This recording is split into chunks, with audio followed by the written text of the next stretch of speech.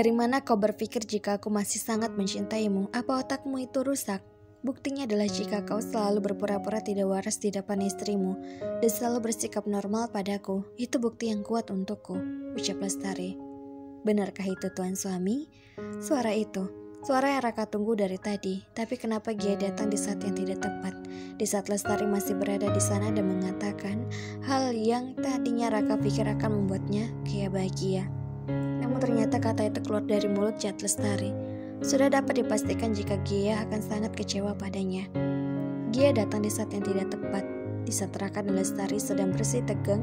Yang lebih sialnya lagi adalah Lestari mengatakan hal yang akan menjadi kejutan untuk Gia. Harusnya malam ini menjadi momen yang sangat indah. Bukannya malah hancur berantakan seperti ini. Entah seperti apa ekspresi Gia sekarang.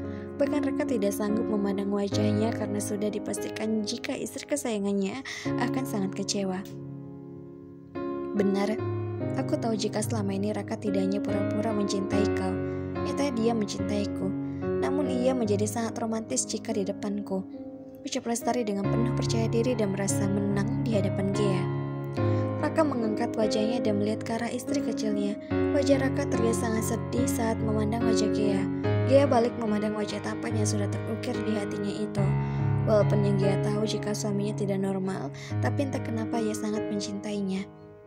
Gia mencoba mendekati mereka berdua dan memandang wajah mereka satu persatu.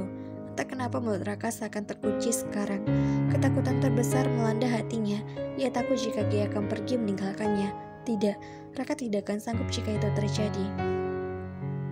Jadi selama ini kau berpura-pura mencintaiku di depanku tuan suami? Tanya Gia pada Raka. Namun Raka hanya diam, ia bingung harus menjelaskannya dari mana. Oh astaga tuan suami, Gia menggeleng-gelengkan kepalanya. Gia, panggil Raka. Tuan suami kenapa harus seperti ini? Kenapa kau harus pura-pura mencintaiku hanya untuk mencari perhatianku? Ucap Gia pada Raka. Raka yang sedang menunduk pun mengangkat wajahnya dan melihat wajah cantik Gia. Apa yang dikatakan barusan oleh istri kecilnya ini?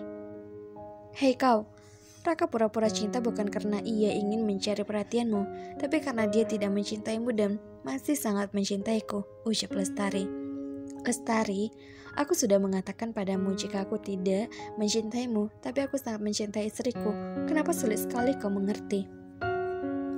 Ucap Raka menahan suaranya walau saat ini sebenarnya Raka ingin sekali berteriak pada Lestari karena sudah merusak acaranya. Astaga tuan suami, kau sangat keren kalau seperti ini. Ucap Gia tersenyum senang melihat suaminya sudah tidak mengenakan topeng. Gia memandang Raka takjub tanpa memperdulikan ada Lestari di sana. Jangan tanyakan perasaan Raka saat ini. Ucapan Gia seolah angin yang sangat sejuk menyirami hatinya dan seolah mengusir kekhawatirannya sedari tadi.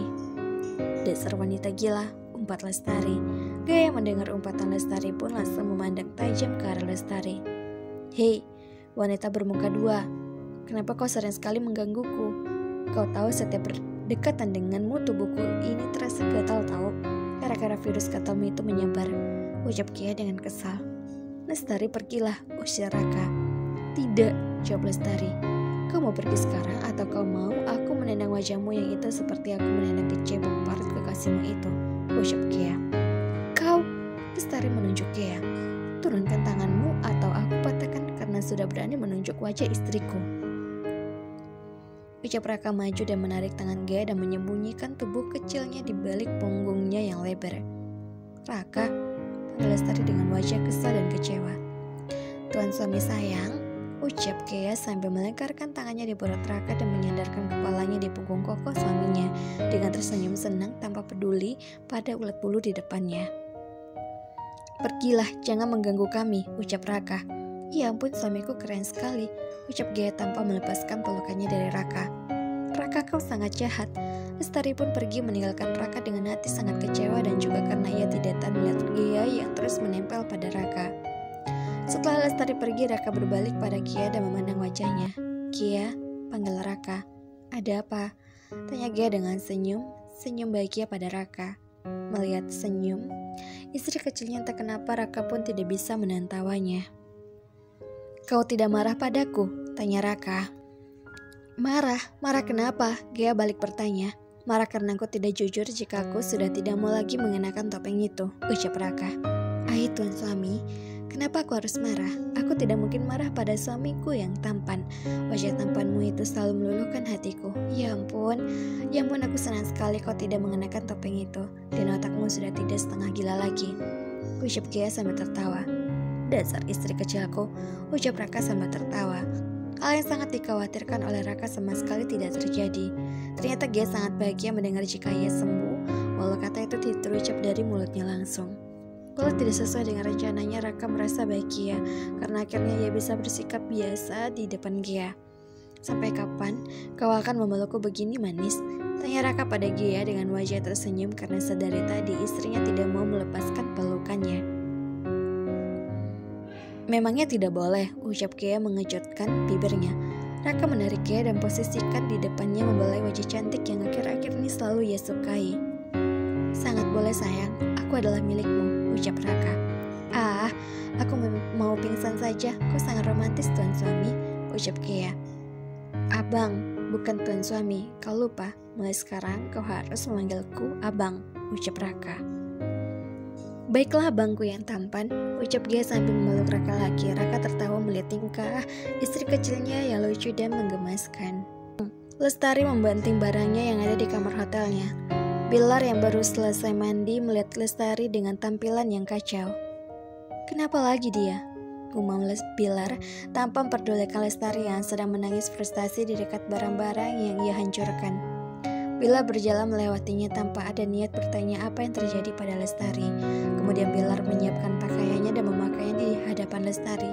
Sikap Bilar membuktikan jika ia sedang merasa sendirian tanpa menganggap ada Lestari berada di ruangan yang sama di sana.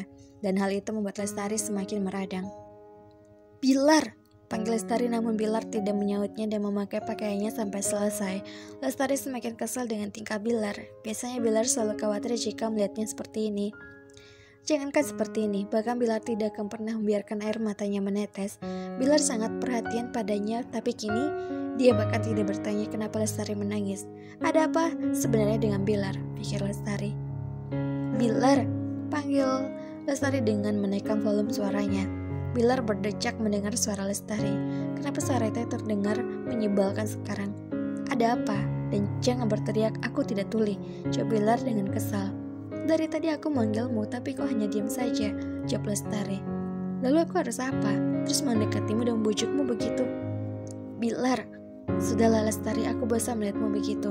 Sampai kapan kau akan terus begitu? Tanya Bilar dengan sangat kesal. Halo novelers semuanya, jangan kemana-mana, tetap di channel Mimin, channel Vivi Talaka. Jangan lupa subscribe, like, dan komen.